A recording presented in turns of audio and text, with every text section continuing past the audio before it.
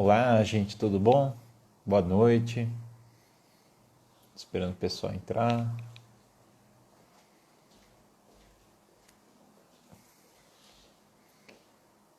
Estamos aí para mais uma live. Já, Ana já apareceu aqui, nem teve.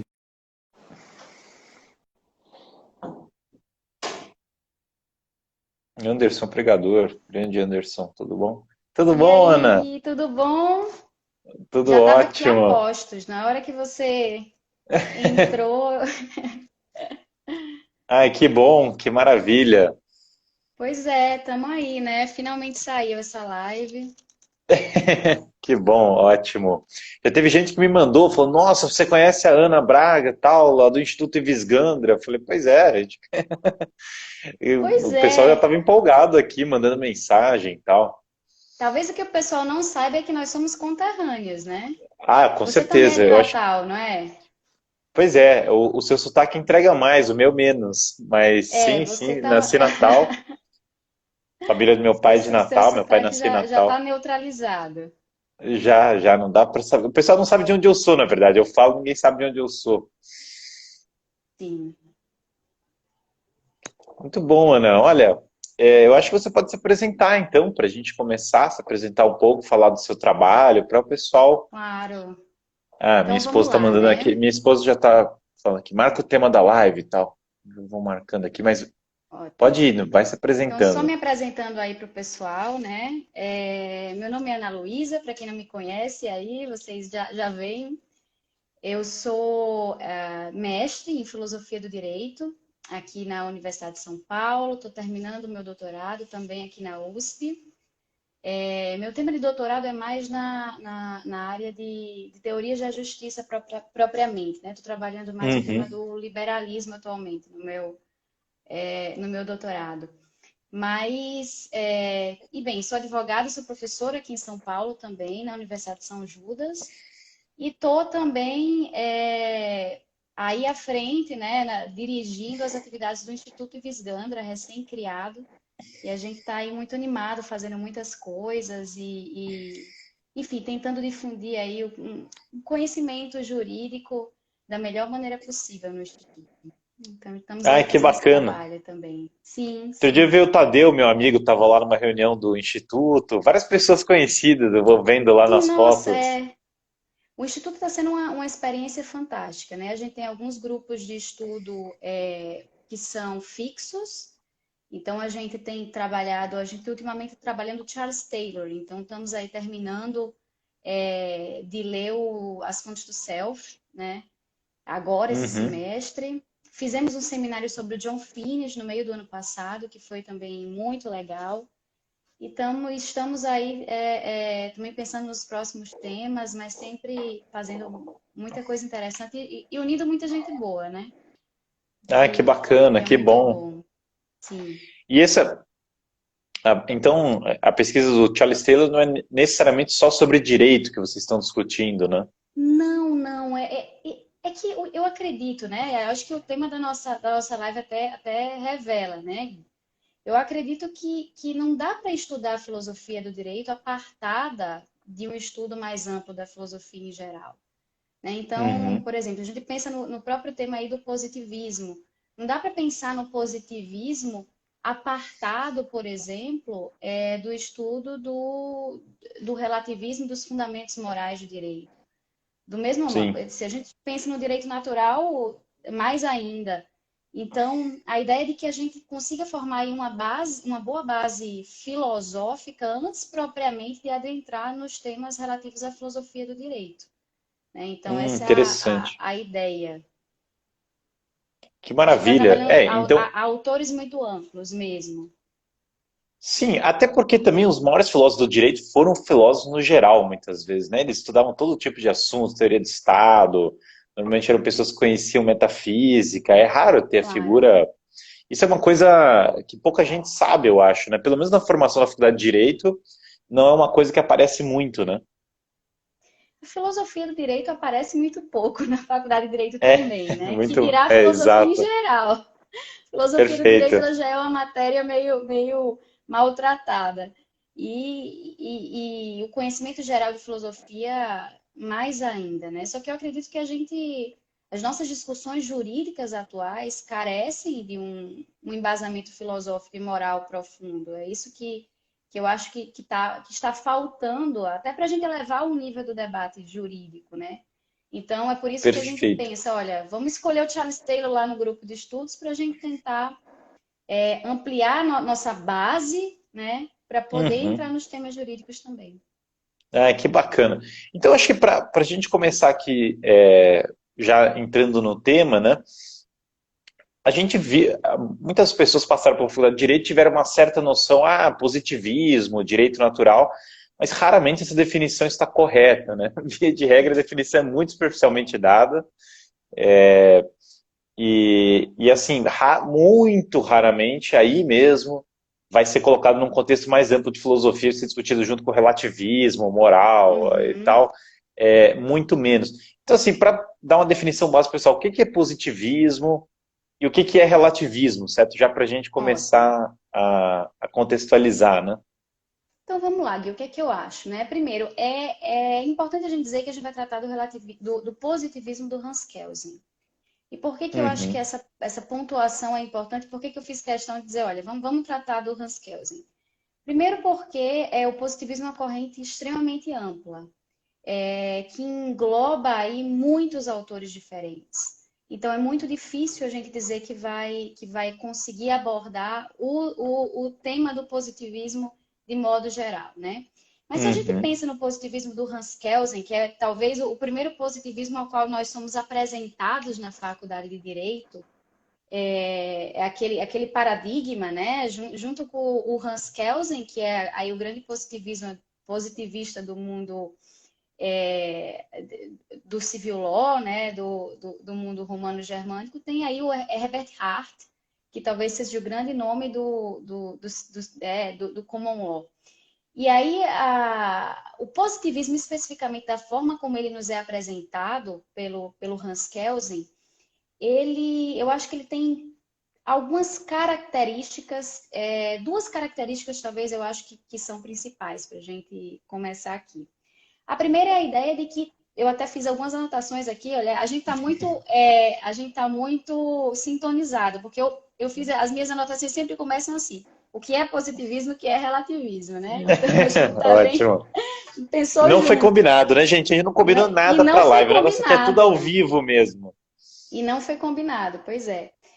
E aí, o que que é o positivismo do Hans Kelsen, especialmente, né? Como é que ele interpreta o direito? Eu gosto muito da definição que é dada por um professor aqui de São Paulo, que é o Gabriel Nogueira Dias, fez uma brilhante tese de doutorado aí sobre o Kelsen, e o Gabriel Nogueira Dias, ele apresenta três pontos principais, né, sobre o relativismo do positivismo do Kelsen. Ele diz, olha, primeiro, para o Kelsen, todo direito é direito positivo, ou seja, é inconcebível para o Kelsen, né, pensar em um direito que não tenha sido posto por uma autoridade obedecendo a um dado procedimento formal. Então, todo Uhum, direito é positivo no sentido de que ele é fruto de um ato de vontade humana, de uma autoridade, né? E, em segundo lugar, isso já traz um pouco mais para o tema do relativismo, o Gabriel Nogueira diz que um dos aspectos do positivismo do Hans Kelsen é o primado do relativismo como fundamento. E a gente vai falar mais sobre isso, né? E aí, outros aspectos do relativismo do Hans Kelsen são, né? A ideia de que existe uma separação muito estrita entre os fatos do mundo e o mundo do direito, ou seja, uhum, a ideia de que existe aí um ser extremamente apartado do dever ser normativo e que, portanto, nós estamos diante, no direito, de um objeto de conhecimento extremamente próprio, normativo, pautado no dever ser, que nós não devemos, né, ficar muito ligados aos fatos propriamente do mundo, mas que o objeto de conhecimento do jurista deve ser a norma, esse dever ser, que é aí uma herança kantiana, né, mesmo assim, essa divisão entre ser e uhum. dever ser. Sim. E, por fim, uma das características outra característica do positivismo do Kelsen é a pureza como garantia de objetividade científica. Então, o Kelsen, na verdade, a gente precisa ter muito em mente que quando ele está falando de positivismo, ele está falando de uma abordagem metodológica do direito. Ou seja, como é que a gente tem que olhar o direito enquanto um objeto do conhecimento e um objeto da ciência. Né? Ele vai dizer, olha, devemos isolar esse objeto, que é o direito, de outros ruídos. Ele está fazendo mais ou menos o trabalho de um cientista de laboratório, né? Isolando o direito para evitar esses ruídos exteriores. Então, é a pureza como uma garantia de objetividade no estudo do direito. E aí vem aquele título, né, da obra mais famosa do Kelsen, que é a Teoria Pura do Direito. Ou seja, é uma abordagem metodológica que isola o direito de aquilo que o Kelsen considera como ruídos, né? Pelo menos o Kelsen. Então, ele vai considerar a moral como ruído, a política como ruído, as ideologias, né, como ruídos, e a gente deveria, nessa abordagem, ser mais isolado Científico, né? científico, sim. Ele está Ou pretensamente profundamente. científico, né? Essa é uma questão boa, mas isso... e o relativismo, como ele se relaciona com essa teoria? Nossa, aí é uma história, né? Mas vamos ao conceito de relativismo. Eu acho que é importante, né? Uhum, Então, essa é a definição de positivismo, para a gente ter uma ideia mais geral. E uhum. aí, eu acho que a gente poderia, até útil para a gente lembrar, né? Quem foi o Hans Kelsen nesse contexto? Por que que ele fala tanto sobre isso, né? O Kelsen, ele é um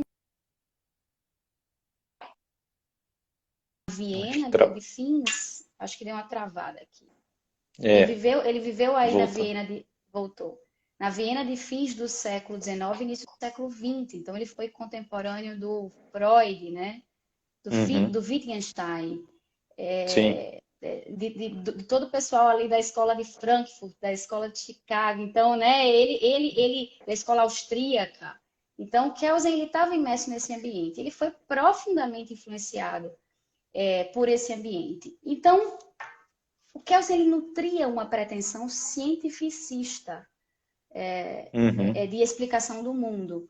E esse cientificismo é claramente o que motiva o relativismo que o Kelsen defende de valores e o relativismo moral como um todo, né? O que é o relativismo?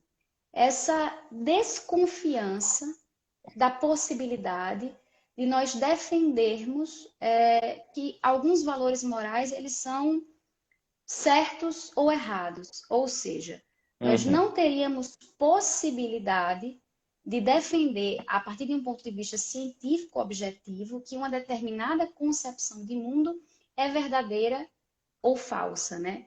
Então, essa uhum. desconfiança em relação a essa possibilidade de um discurso objetivo em torno dos valores. Kelsen Sim, vai dizer, sim. olha, a discussão em torno do tema da justiça, a discussão em torno do tema dos valores, é uma discussão simplesmente subjetiva. Ela está ligada às emoções do sujeito, ela está ligada ao seu inconsciente, isso é interessante. O Kelsen, ele era um fã do Freud, né? Então, ele até escreveu Que alguns horror. artigos. Eles eram bem A pessoa próximos, começou, né? falou, já é fã do Freud, o meu respeito intelectual já baixou 20 pontos, certo? De 10 baixou Ele 20, entendeu? então, eles eram próximos, inclusive o Kelsen escreveu um artigo sobre o tema da psicanálise, que foi analisado pelo Freud, isso é interessante. Então, a teoria do inconsciente era muito forte para o Kelsen, né?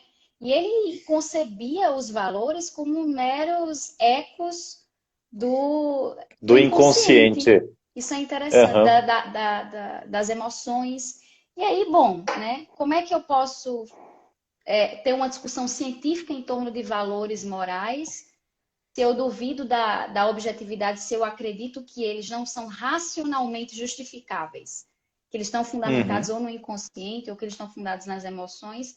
Então, eu tenho que Uhum. retirar isso da pauta da ciência e também da ciência do direito, né? O que é interessante.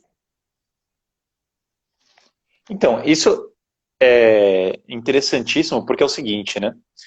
No fundo, aí tem vários preconceitos filosóficos que a modernidade foi tirando da cartola, raramente são apresentados na faculdade de Direito, que a gente precisa colocar. Primeiro, o âmbito dos valores é um âmbito dos seus sentimentos, certo? Isso é uma coisa que no iluminismo surge muito, sentimentos morais, sentimentos disso, sentimentos Sim, daquilo e tal, tal, tal. Quer dizer, nunca na história da filosofia isso foi um postulado aceito, até porque se você falasse para Aristóteles, falasse assim, ah, você tem um sentimento disso. Aristóteles ia falar, bom, mas justamente o homem, exato. sendo um animal racional, ele recebe estímulos externos, esses estímulos despertam paixões, e a partir do momento ele não é determinado por essas paixões, ele delibera segundo as suas ações para escolher ações que busquem o bem comum e o bem da alma, que é a eudaimonia, que os modernos traduzem bizonhamente por felicidade. Felicidade se relaciona com o bem da alma, mas não dá para reduzir eudaimonia à felicidade. Então a ética aristotélica tem isso. Os animais não racionais, eles justamente não conseguem deliberar sobre as paixões. Então, por exemplo, se um cachorro tem muita fome, e tem um bife, dependendo das disposições, se ele não tiver um medo, porque adestramento, por exemplo, você aumenta, amplia o medo que ele recebe, né? Então, dependendo do jogo de paixões, ele age necessariamente segundo aqueles impulsos. Só de eu poder deliberar essas ações, escolher o bem comum com as minhas ações, eu já tenho a ação moral, a ação que busca o bem em contraposição a outros. Isso nunca foi reduzido a um sentimento. Então, ao longo de toda a filosofia clássica, não teve essa redução. Mas realmente chega o Kant, e aí tem gente que defende muito o Kant e tal. Eu, na faculdade, já era o cara contra o Kant, né? Então já gerava polêmica e tal. Tem os livros aqui, a gente leu, ficava lendo lá para debater e tal. Mas, de fato, o Kant, por exemplo, na estética, ele tende a reduzir a estética ao juízo de gosto, a coisas mais que tendem mais para o subjetivo. E na ética, claro, ele tem a noção do dever, mas você já vai excluindo aquela noção da lei natural, que era a noção clássica que pautava as coisas, né? Lei natural é aquilo que move, aquilo que ordena as ações das criaturas racionais, nossas, certo? De acordo com o bem, ou seja, é aquilo que indica o bem direcionando as nossas ações. Então, a partir do momento que eu excluo essa dimensão, e eu já dou. Isso que é interessante no Kelsen, né? Ele dá isso como pressuposto. Ele pressupõe isso para poder a teoria dele ser verdadeira. Ou seja, Sim. já é pressuposto que as ações morais são elencados como subjetivas. Então, se eu já pressuponho isso, o relativismo é um pressuposto necessário para poder postular o positivismo do Kelsen. Porque já se eu nego isso e Ah, eu concebo a lei natural, a teoria pura do direito já é impossível, né? claro, e veja, como é que eu posso, né? Se a gente pensa na perspectiva justnaturalista do direito, se a gente observa, vamos pensar, por exemplo, no próprio Finis, né? Que postula aí, por exemplo, né, o autor mais famoso do direito natural Mais contemporâneo. contemporâneo, né? Mais contemporâneo isso. E aí, olha só, ele vai dizer, o direito ele deve se vir, inclusive, a persecução de bens humanos básicos. Uhum, Mas se eu desconfio da própria possibilidade de eu argumentar racionalmente a respeito de que bens são uhum, esses, para o direito fazer sentido, ele não pode ser concebido enquanto um instrumento para a persecução do desenvolvimento humano. Veja, porque eu não sei o que é desenvolvimento humano se eu acredito que os valores são simplesmente fruto de um voluntarismo ou das minhas emoções. uhum, Então, o que acontece nesse caso? O direito, para ele ser concebido como algo relevante do ponto de vista social, ele vai ter que estar fundamentado principalmente, né, ao valor da segurança jurídica, que é o valor, uhum. na verdade, traduzido em termos kelsenianos, é o valor da validade. Né? Sim. O direito, ele tem importância, o juízo que se pode fazer em relação ao direito para o Kelsen é um juízo sobre a validade ou invalidade do direito, por razões óbvias, Uhum, né? E aí é interessante, tem um livrinho de um professor brasileiro muito bom. Ele escreveu esse livro ainda quando ele estava no mestrado, mas é um livro fabuloso que se chama Aceitação e Objetividade, do Cláudio Miquelon.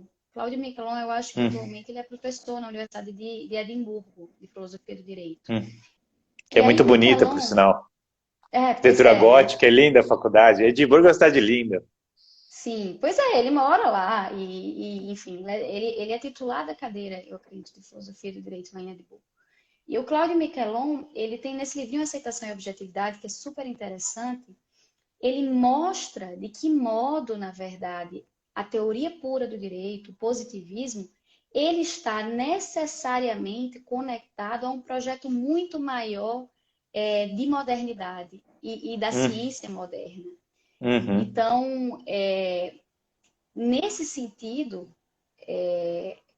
obviamente que o direito ele precisa ser encarado com esse grau de neutralidade, porque é a única forma. Olha só que interessante que o Kelsen diz. Eles, olha, a única forma do direito escapar da manipulação totalitária é se ele for é se o estudo do direito, se a ciência do direito for neutra em si mesmo.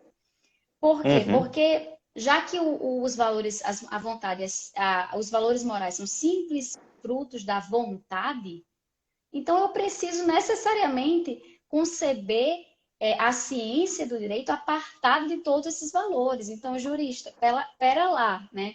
Se você está estudando aí muita filosofia, e é engraçado que o Kelsen vai dizer, olha, o que eu faço é teoria do direito, eu não faço filosofia do direito, Uhum. né? Sim, sim, claro. Porque E a filosofia, você olha, ciência pura tem um objeto próprio, tal. sim, sim. Mas assim, a gente tá falando aqui, né, do Kelsen, Guilherme, mas você sabe que o Kelsen ele tem uma autobiografia. Eu me afeiçoei muito ao Kelsen. Eu escrevi a minha dissertação de mestrado sobre ele. A gente acaba se afeiçoando mesmo quando a gente discorda, né? E o que Claro. que e ele tem uma autobiografia. Ele era um homem muito valoroso, Kelsen, um árduo defensor da democracia também.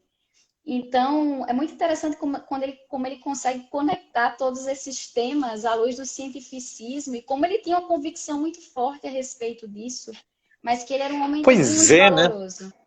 Agora você veja que esses valores neutros impedem o totalitarismo tanto quanto a República de Weimar impediu o totalitarismo, ou seja, abriu a cama para o totalitarismo entrar com tudo na Alemanha.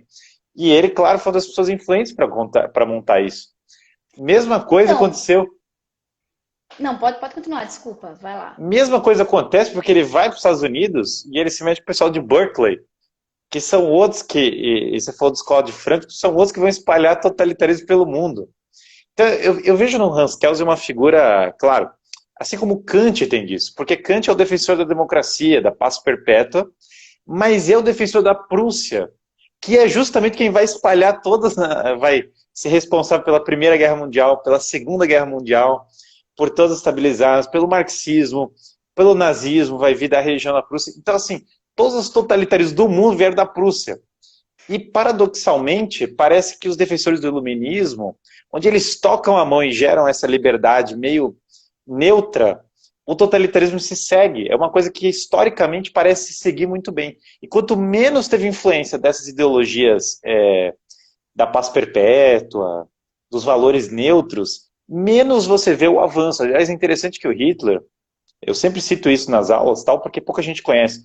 Hitler, ele tem mais ódio contra a Áustria do que contra a própria várias outras concepções políticas. Por quê? A Áustria representa diversidade étnica, representa união com uma coroa, representa uma tradição, representa uma série de coisas que o Hitler acha aquilo revoltante. Mas a própria Prússia, que para o Kant era um modelo de regime iluminado, avançado, o Hitler vê como um prefigurador dele. Então, na verdade, quando a gente vê, e Karl Marx vê na Revolução Francesa como a sua grande prefiguração. Então, assim, praticamente não tem nenhum dos arquitetos do totalitarismo moderno que não veja nos liberais do iluminismo os seus grandes prefiguradores. Rousseau, ao mesmo modo, serviu de livro de cabeceira para Mao Tse Tung. E raramente, aliás, não é raramente, nenhum desses genocidas assim, do século XX pegaram lá um manual de São Tomás de Aquino para se basear nisso. Na verdade, onde tinha o direito natural mais forte foi justamente onde teve uma defesa maior em relação a isso. Então eu vejo que, assim, é um paradoxo, claro, não é que o Hans Kelsen quis gerar totalitarismo, isso seria equivocado, certo? Não é esse ponto que eu estou falando, é outro. Mas é que é uma ironia da coisa, e é uma ironia da coisa quando você tenta reduzir o conhecimento ao conhecimento científico, o conhecimento se mata. É bem peculiar isso, porque o conhecimento científico, na verdade, pressupõe uma teoria do conhecimento. Para eu fazer uma metodologia científica e reduzir o meu objeto, eu preciso ter uma visão dos conceitos gerais que antecedem meus pressupostos. Por exemplo, para eu falar assim, eu vou analisar simplesmente o movimento. Eu já preciso ter previamente uma noção do que é analisar, do que é conhecimento, do que é regularidade. Então, a própria noção de ciência pressupõe uma filosofia da ciência, uma necessidade, né? Então, eu vejo que É. não é má intenção, mas você gera, de um lado, uma certa destruição do conhecimento jurídico, tentando deixá-lo puro, e de outro lado, tentando preservar as liberdades, mas sem o fundamento eleitoral, você abre espaço para a destruição dessas mesmas liberdades, né? Inclusive o próprio Kelsen, ele foi perseguido pelo nazismo, né? Sim, sim, O claro. Kelsen, ele tem uma origem judaica Sim, e, enfim, e aí ele saiu do Império, né, da Áustria, foi ensinar na Alemanha, perdeu a cátedra, foi exilado para os Estados Unidos, perseguido pelo nazismo. E olha só, o que é muito interessante é que o Kelsen, a defesa que ele faz do positivismo a partir de uma perspectiva, né, do direito a partir dessa perspectiva neutralizante, ela se relaciona com a defesa que ele faz da democracia sob uma sim. perspectiva exclusivamente procedimental. Uhum. E é muito curioso a gente perceber como existe um intérprete do Kelsen em francês, que é o Olivier Joajan, e ele fala assim, olha, o Kelsen tornou a ciência a sua própria visão de mundo, né? Então, é Uhum. como se ele estivesse com os óculos de um cientificismo olhando tudo, e ele vai dizer, olha, a função do cientista político, assim como a do cientista do direito, é analisar simplesmente fatos políticos em termos de causa e consequência. E aí, nesse sentido, ele está sendo, obviamente, inspirado no Max Weber, né? Ele vai dizer, Sim, olha, sim. o objetivo de um cientista do direito, do cientista da política, assim como do direito, é observar quais são os fins perseguidos por uma determinada corrente Um agente, política né? Sim. e verificar se aqueles meios são compatíveis aos fins. E aí é muito curioso, porque o Kelsen diz, olha, todo mundo sabe que eu tenho uma grande simpatia pelos regimes socialistas, né? Ele fala Sim, na sim. autobiografia dele, eu tenho aí uma Sim, grande sim. simpatia. Porém, ele diz, porém, eu sou incapaz de fazer uma defesa científica do socialismo. Por quê? Porque o fim que eles pressupõem, que é a igualdade, não se alcança através do seu regime, porque a gente cria, Uhum. na verdade, dentro desses regimes, castas de indivíduos que são privilegiados, Sim, sim. são os indivíduos do partido, né? São aqueles que são os centros decisórios do poder, e eu fecho as portas da igualdade política para outras pessoas. Então, o Uhum. Kelsen diz, olha, embora eu tenha, todo mundo sabe da minha simpatia, do ponto de vista científico, de cientista da política, eu não tenho como defender o socialismo porque ele não alcança sequer o fim que ele elege, né? O Kelsen nem faz o juízo do fim, isso é interessante. Sim, sim, sim, sim. E vê, isso é interessante, claro, e foi perseguido pelo nazismo, embora muita gente tenha sido perseguida pelo nazismo. A escola de Frankfurt foi perseguida pelo nazismo e é terrível. Então, assim, o Stalin virou perseguido do nazismo também, então outros ditadores também. Então, claro, isso eu não estou falando, não querendo equiparar o Kelsen ao Stalin, obviamente. O ponto só é que, simplesmente, ser contra o nazismo nos garante muito pouco em relação a... E sem defesa da democracia também muito pouco. Eu lembro uma vez que tive uma discussão uma matéria sobre Hannah Arendt, de mestrado, e aí começou a falar da Revolução Francesa, democracia e tal, e eu falei, professora, quando foi a primeira vez que teve uma democracia estava na França, uma república estava na França depois da Revolução Francesa. Ela parou e ficou assim, não.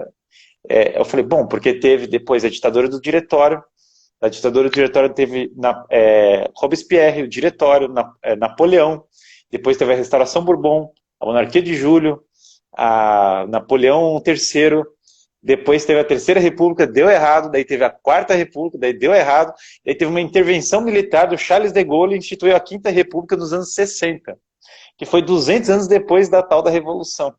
E a gente pega na Faculdade de Direito e tem essa visão. A Revolução Francesa trouxe a igualdade, os direitos e as garantias. Mas dentro do próprio país foram 200 anos de instabilidade política depois do fenômeno. Então a gente vê, às vezes, uma certa disparidade entre aquilo que é, de fato, o discurso da coisa e o ponto real, né? Que Kelsen seja crítico do marxismo, ou do socialismo enquanto uma crítica weberiana essa, né, mais ou menos assim. Sim, O discurso do agente tem uma contradição própria, né? E também é muito weberiano essa coisa de separar fatos e valores, também é aquele elemento bem weberiano. E tem também um quê de positivismo. Muita gente fala, positivismo jurídico é diferente de positivismo filosófico ou lógico. Mas tem a sua semelhança também muito grande. De fato, em última instância, eles têm um pouco essa mentalidade de que havia uma era mística passada e agora estamos entrando na era da ciência. E, em última instância, ele tem essa crença, mais ou menos, de que todo conhecimento é o conhecimento científico e, portanto, ele tem que ser resumido a fatos individuais que eu possa averiguar, no caso dele, a norma. Né? Então, eu tenho que ir para algum fato individual e aí eu jogo um pressuposto para fundamentar esse dado individual. Então, é muito semelhante, não é a mesma coisa, mas positivismo filosófico, positivismo lógico e positivismo jurídico têm relação sim. É um pouco... Algumas pessoas querem falar que são totalmente diferentes e eles têm sua relação. Mas é interessante, pegando o gancho, e é muito bom que você estudou bastante o Hans Kelsen, eu acho ótimo. É bom pensar isso tudo até o final, eu acho essas coisas super empolgantes, né? Mas o Eric Voegelin, que foi um dos alunos do Hans Kelsen, me parece que ele foi muito feliz quando ele se voltou para Platão depois de estudar Hans Kelsen e fez a nova ciência da política, rompendo totalmente por um fator.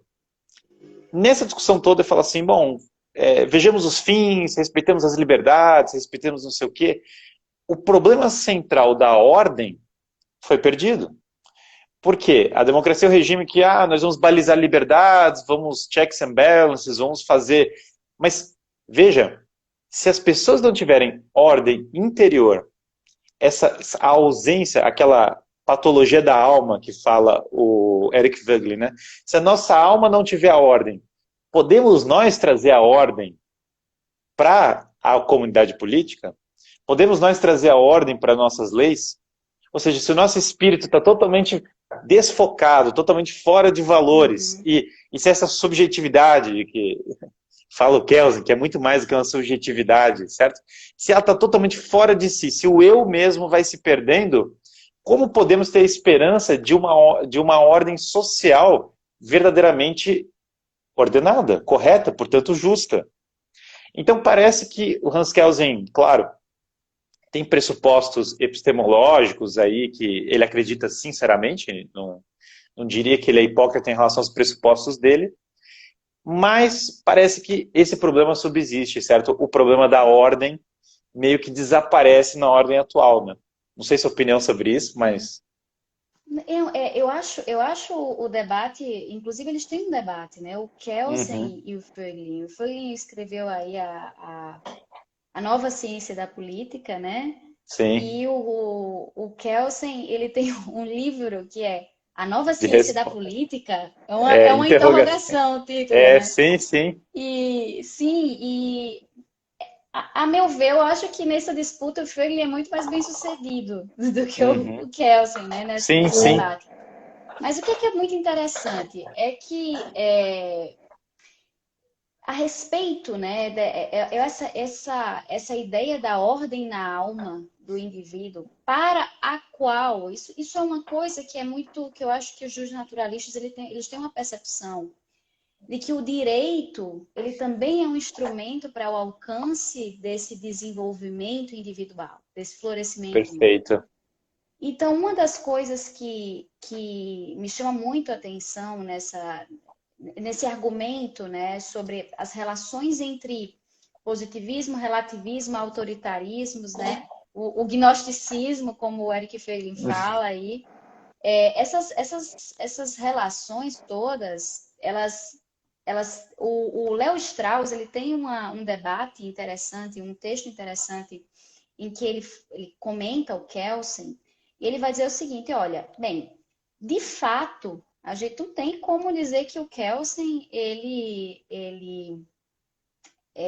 subsidiou com as suas ideias os regimes totalitários. Isso aí é enganoso. Mas, Sim, né, claro. o Léo Strauss ele vai dizer, porém, o positivismo do Kelsen, ele já é um sintoma de Uhum, todo um cenário moral que se criou na modernidade que permitiu tanto o positivismo quanto o totalitarismo.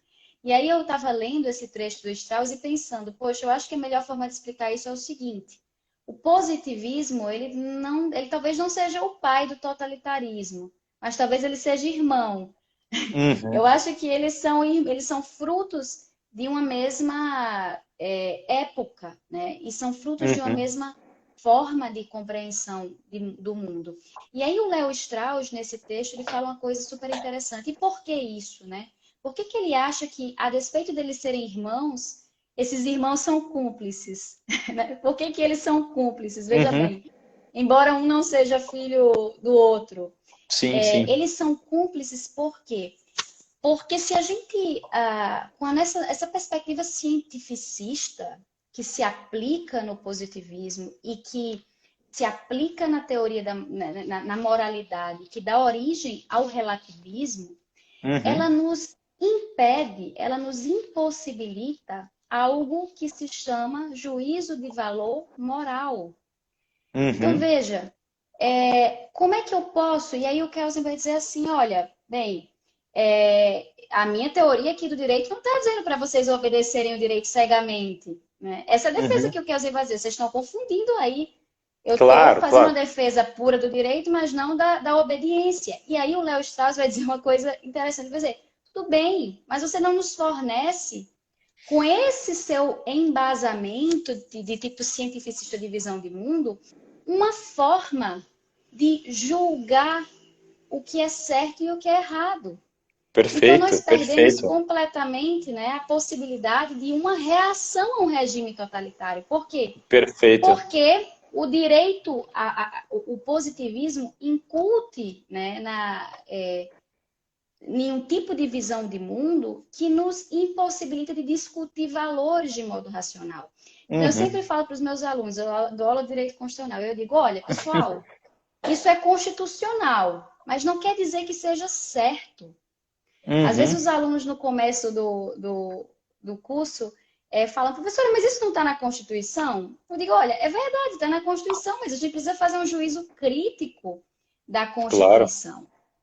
E o mesmo se diga em relação a decisões judiciais, né? Quando a gente também ensina constitucional, a gente apresenta muitas decisões dos tribunais superiores, STF, STJ, e eu digo, olha, essa é uma decisão do STF, é a autoridade competente para tomá-la, mas não significa que seja uma decisão correta do ponto de vista da moralidade e do ponto de vista de valores que o jurista precisa sim se preocupar. Com certeza. Até se a gente for Então, eu seguir o acho que isso é STF como importante. padrão último, pelo amor de Deus, o último que sair Sim, apaga a luz, né? sim. Pelo amor de Deus. Isso já no meu primeiro ano de faculdade de Direito eu já tinha, assim, já era outra geração.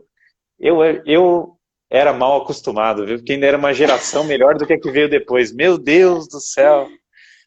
Ainda tinha coisas, ainda Sim, tinha pessoas sim. mais honradas no negócio. Mas enfim, sem comentar os nossos ministros do STF mais, porque, sem me arrogar nisso, eu adorei sua fala, eu acho que exatamente nessa linha, esse debate do Strauss, do Eric Voegelin, quer dizer, foi ali mesmo, embora pouca gente, às vezes no Brasil, não se estude esse ponto, foi ali que a limitação da teoria do caos ficou mais evidente para o Sim. debate contemporâneo, e depois vai ter outras implicações, é interessante a Ana falou que está estudando o Charles Taylor, tem também, eu recomendo muito para o pessoal que veja o After Virtue, o Depois da Virtude do MacIntyre, que Uhum. ele faz um caso maravilhoso do porquê que a modernidade é incapaz de defender a moral com os pressupostos que Sim. ela está dando, e por que justamente o Estado moderno muitas vezes não consegue defender a moral por reduzir ela ao subjetivismo, ao emotivismo e a outras coisas. Então é uma obra maravilhosa. Ontem mesmo eu estava numa live, né, sobre a filosofia política do Tolkien. E aí é muito engraçado, porque tem uma carta dele que ele fala, bom, eu defendo a monarquia não constitucional. E aí a, a Cristina estava debatendo, ela falou, isso seria um absolutismo? Seria... Eu falei, não, não tem nada a ver com absolutismo. Aí ela falou, mas então como que tem algum tipo de garantia? O que é isso? Que tipo de teoria é essa? Porque a gente equaliza, na visão atual, já a Constituição como a nossa garantia depende da Uhum. Constituição. E aí eu falei para ela, não, olha, pela lei natural, você tem uma garantia muito mais poderosa que a Constituição. E é isso que está na cabeça dele. Porque a Constituição muda. Pessoas loucas tomam conta da Constituição e mudam. A nossa própria Constituição no Brasil, ela perdeu muito. Aí a tese do Zé Pedro Galvão de Souza, também recomendo que procurem, que é muito bacana. Porque o nosso caráter histórico se perdeu muito. Toda a construção das ordenações filipinas, da origem do Brasil, todo esse legado é substituído pela noção de que o direito no Brasil, o direito romano, por que não vem sentido isso da direito romano? Porque a gente não sabe mais o que é o Brasil, como foi formado a ordem jurídica brasileira, a história. Não, teve um Fiat em 1988, puxa, aí aqueles nossos fazendeiros, juristas, aquele amontoado de deputados e tal, criaram um novo texto, que é a Constituição de 88, e agora nós temos o Brasil começou. Então isso é uma visão muito reducionista das coisas, fato é, não estou querendo com isso desprezar a Constituição, só estou querendo que as pessoas entendam que não dá para reduzir todas as coisas à Constituição. Claro. E a lei natural, ela é anterior à Constituição, por pior que seja a Constituição, ela vai continuar valendo. Quando vierem novas constituições e quando derrubar esse regime atual e trouxerem outros, ela vai continuar valendo. Então, nos dá uma garantia que os humores políticos da época não nos dão. E é isso que eu acho que fica o convite para os juristas irem atrás, olhar para além do imediato, para além disso, para além historicamente falando, claro que é o direito romano, que é a história do Brasil política, assim por diante, jurídico também, mas olhar além para cima também. Quer dizer, não só para trás, mas para cima. E o que é para cima? Para coisas que transcendem o imediato, a própria noção de justiça. É aí que é o pecado grande do Kelsen. Ele jogou fora a criança e a água do banho juntos, certo? Isso. A água estava quente, joga os dois juntos. Fala assim, claro, existem influências, as coisas se jogam no direito que seriam impróprias para discussão jurídica. Isso é uma preocupação legítima.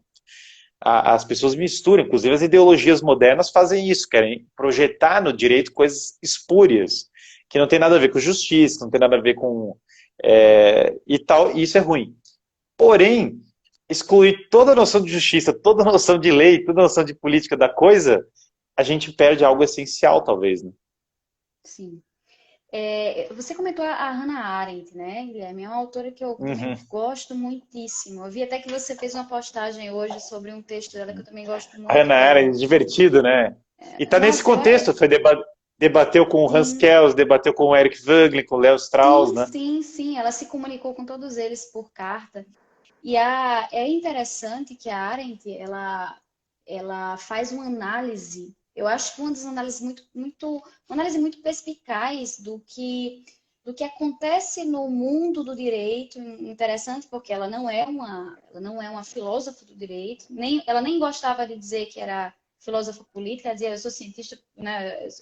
Ela não se caracterizava dessa forma, mas ela faz uma análise interessante do direito que ela vai dizer o seguinte, olha, o que aconteceu com aqueles tribunais de exceção do pós-Segunda Guerra, né? Quando a gente teve, por exemplo, se a gente imagina aí o tribunal de Nuremberg ou o julgamento de Eichmann, que muita gente conhece, o que foi isso? Bom, a gente tem aqueles nazistas que foram condenados sem a existência de um tipo penal prévio. E aí é Uhum. interessante que a Hannah Arendt ela faz uma análise, isso me marcou muito no final do Eichmann em Jerusalém. Ela diz, olha, É bem verdade que eles foram condenados sem um tipo penal prévio, né? Para quem não é do direito, esse tipo penal é um requisito para que alguém seja né, responsabilizado criminalmente.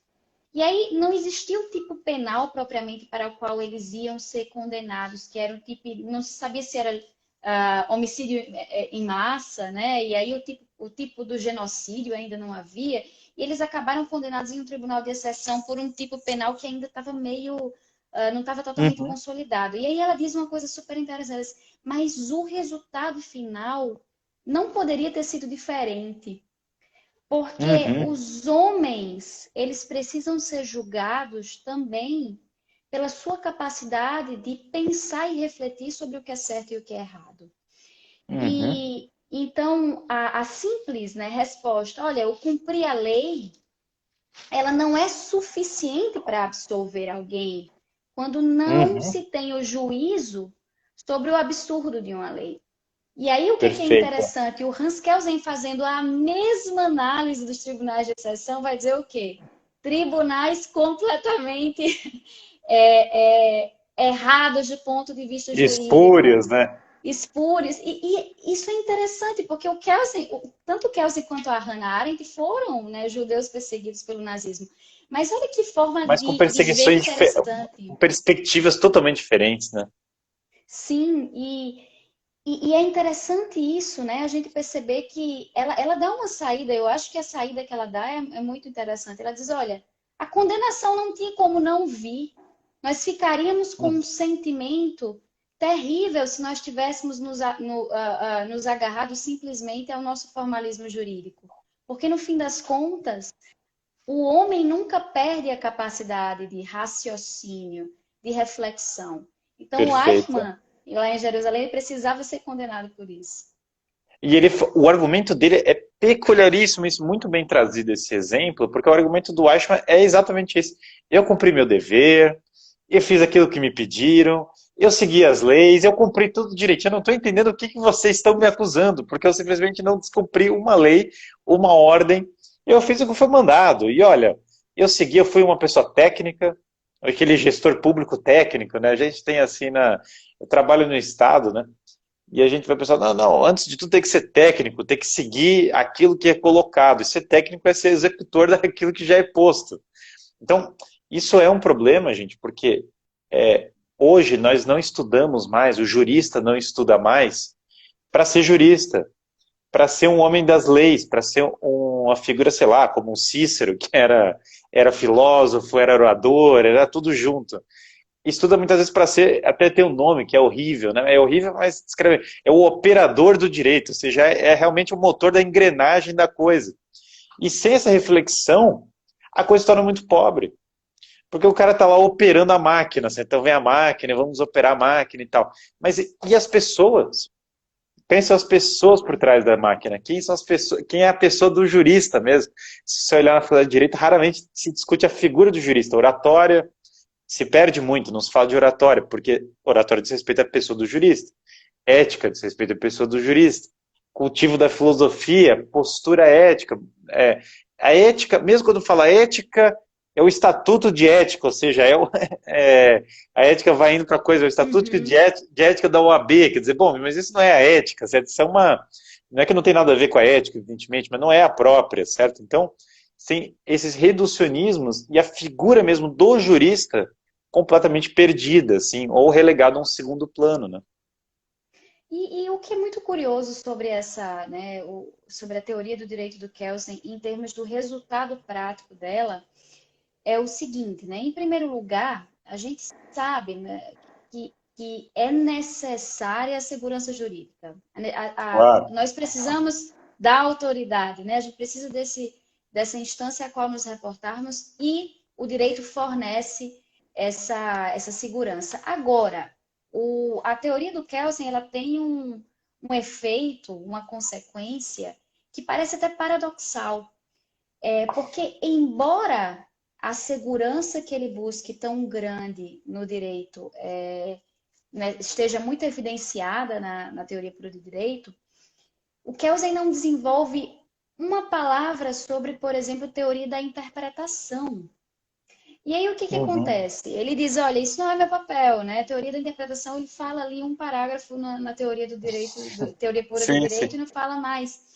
E é interessante porque ele também não ignora, por exemplo, que existem casos difíceis para os quais a lei não dá uma resposta correta, né? Claro. Então tá, a gente tem casos difíceis para os quais a lei não dá uma resposta correta, e eu também não tenho um critério nem interpretativo, nem moral para resolver esse caso difícil com o qual, por exemplo, um juiz se depara. Qual vai ser o Uhum. resultado disso? O Kelsen vai dizer: eu não tenho como dar respostas para isso, o juiz vai estar agindo meramente com base na sua vontade. Por quê? Porque eu sei que existem casos que não se amoldam perfeitamente na moldura legal, então não existe, por exemplo, uma decisão judicial de um juiz singular que seja, do ponto de vista jurídico estritamente, reprovável. Uhum. E isso fica muito evidente, por exemplo, quando a gente observa as decisões, né, se a gente observa um julgamento no STF, né, cada um daqueles ministros fornecendo critérios de decisão extremamente díspares para os mesmos casos, Ah, tem de tudo. Eu já ouvi, tem poesia, tem todas as tem coisas que de você puder tudo, imaginar. E aí o Kelsey vai dizer o seguinte, olha, mas eu não tenho como dizer que uma decisão, do ponto de vista jurídico, ali naquele contexto, ela é mais correta que outra, porque nós estamos ali totalmente diante de autoridades investidas dessa possibilidade de decisão. Por quê? Porque se eu Pois não é, tenho né? um critério de decisão moral, se eu não tenho uma teoria da interpretação, o que é que eu tenho, ao fim das contas, na decisão judicial? O voluntarismo puro e simples. E o Kelsen vai dizer isso na sua obra Exato. póstuma, Teoria Geral das Normas. No final das contas, cai nisso, né? E é interessante porque muitos dos que defendem o ativismo judicial se arrogam como pós-positivistas. E o Sim. pessoal pensa assim: ah, o positivismo vai proteger a segurança jurídica e tal. Na verdade, como a coisa termina com um certo fundamento da vontade, do positivismo para o pós-positivismo é um passo natural. Eu até Exatamente. defendo, entre aspas, porque na verdade eu não defendo nada disso, nem o positivismo, nem o pós-positivismo. Mas eu defendo o que falam os pós-positivistas, porque eu entendo que realmente, a partir do momento que, no final das contas, o positivismo se funda nas vontades, se funda numa norma hipotética, se funda em todas essas coisas, é natural que essas vontades vão ser exercidas de acordo com outros interesses a partir das normas. Então, e que eles preenchem essa carga interpretativa que não tem um preenchimento no Kelsen com as vontades Uhum. deles. É simplesmente uma consequência natural. O problema é, e aí que eu acho que muitas pessoas não entendem, a lei natural, ela não é uma ameaça à segurança jurídica, ela era o que garantia a segurança jurídica tradicionalmente, ao longo de toda a história da construção da civilização ocidental inteira, de antes do cristianismo até agora, ou seja, por 3.000 anos, 2.000 e tantos anos, a lei moral, a lei natural foi a base para a civilização. E sem ela, fica muito difícil ter critérios para evitar que a vontade do outro, para a gente não cair no Carl Schmitt. Muito Uhum. difícil não se seguir a próxima coisa. Eu protejo meus amigos, você protege seus amigos, e agora nós vamos disputar para ver qual dos grupos de amigos fala mais alto, né? Aliás, é difícil não olhar para a sociedade atual brasileira e não ver esse clima de quem fala mais alto leva, ou seja, de disputa realmente belicosa para Sim. solucionar os atritos políticos. Parece que tudo está sendo resumido a isso. Pela falta de critérios objetivos reais, que, portanto, indicam razão, portanto, indicam natureza. Então, parece que o que aconteceu no Brasil foi o seguinte: nós, por influência da República Antiga, do positivismo, mas coisas que já viram no Segundo Império, né? Tendências de cunho mais positivista, essa teoria pura do direito do Hans Kelsen caiu como uma luva no contexto brasileiro. O pessoal chegou aqui depois e falou: olha, isso aqui, perfeito. Onde você estava? Já descobri que te amo sem ter te visto. Aí apareceu e aí encaixou no Brasil. Aí virou a base da formação jurídica. E agora nós estamos já numa outra fase. Nós estamos numa fase de advento do atrito belicoso, do pós-positivismo, do ativismo judicial, e, de fato, da instabilidade total, até social, mesmo jurídica. A gente está vendo nas ruas agora a instabilidade social como critério de solução para conflitos. As pessoas não Sim, conversam mais e não sim. chegam a conclusões racionais objetivas. Então, eu vejo como esse advento do positivismo no Brasil, ele vem no certo relativismo e agora ele está gerando o relativismo, ou seja, o relativismo ele vem antes, no meio e depois. Agora, o Claro. resultado dele é um advento maior do relativismo no âmbito do direito, portanto, uma perda maior da segurança jurídica, e no âmbito social, né? Sim, porque o positivismo, né? E nesse sentido, eu acho super, super interessante e pedagógico o debate lá do Dwork com o Hart. O Dwork vai dizer assim para Uhum, o Hart, olha, sinto muito, Hart, mas o direito não consegue resolver todos, o direito positivo posto, né? Pela autoridade, uhum, não consegue resolver todos os problemas. Então, eu vou aqui desenvolver uma teoria interpretativa para resolver esses problemas, né? Vai dizer o Dwork. uhum, O problema é que esse interpretativismo pós-positivista, ele uhum. também tem como fundamento o relativismo. Perfeito. Então, como nós não temos, né, essa ausência de balizas, de uma investigação efetiva a respeito de valores, de virtudes, essa ausência de uma investigação que é tratada pela modernidade como algo dispensável, porque não seria algo objetivável, então seria dispensável porque não é objetivável, pelo menos do ponto de vista dos testes que a própria ciência estabelece. Então nós ficamos de interpretativismo, que é ora relativista, ora ele tem um fundamento simplesmente político, então aí a gente volta para o Carl Schmitt, né? Que é a teoria do, enfim, do amigo inimigo.